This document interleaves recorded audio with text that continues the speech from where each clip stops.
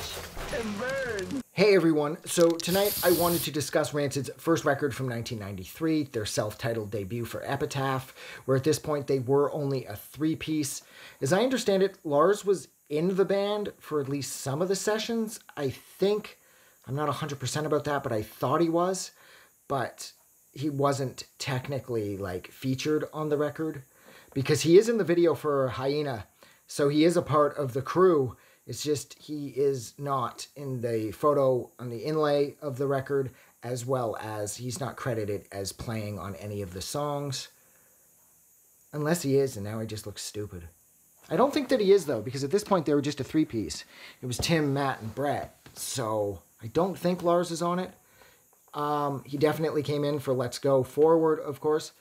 But nonetheless, this record for me, this was awesome because I was a kid when I got into Rancid with Let's Go because of Salvation, and I backtracked, of course, and I got this record, and I liked this record a lot more than Let's Go because I did find that Let's Go sort of let up somewhat, and it had more of like a pop sensibility to it, which I don't have a problem with because I do find that that's one of Rancid's like biggest strengths, is that they can be fast, fun, and catchy at the same time.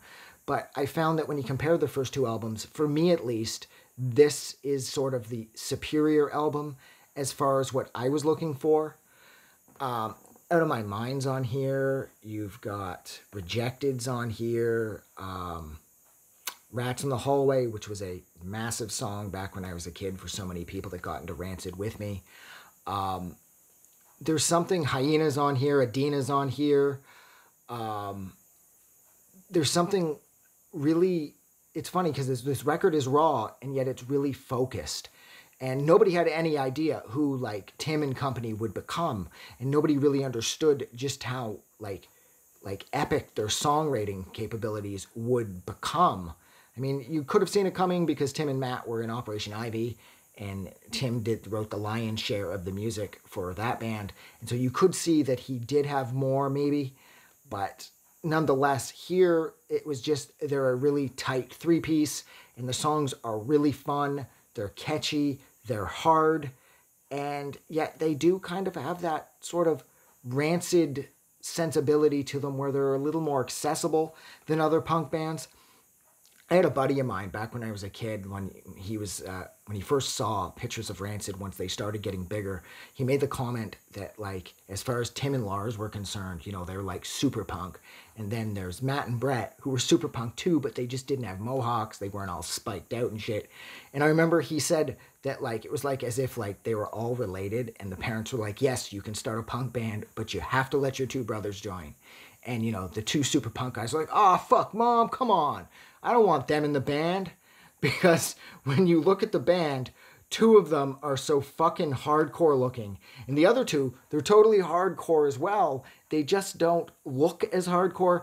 And as, of course, everybody's learned since, you probably shouldn't judge a book by its cover. You have to judge a person based on, you know, what they have to offer and their character and their longevity and their interest.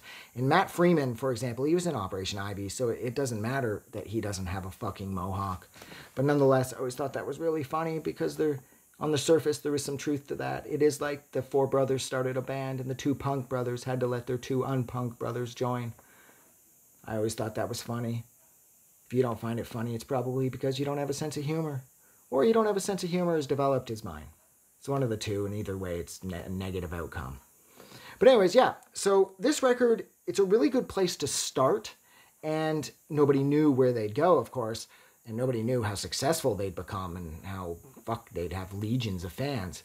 But at the same time, when they're showing songs like Out of My Mind, you could see where Rancid kind of had more going for them, and how, like, the one-off, I Want to Riot, that was on the first Punk-O-Rama, they weren't just hard and fast.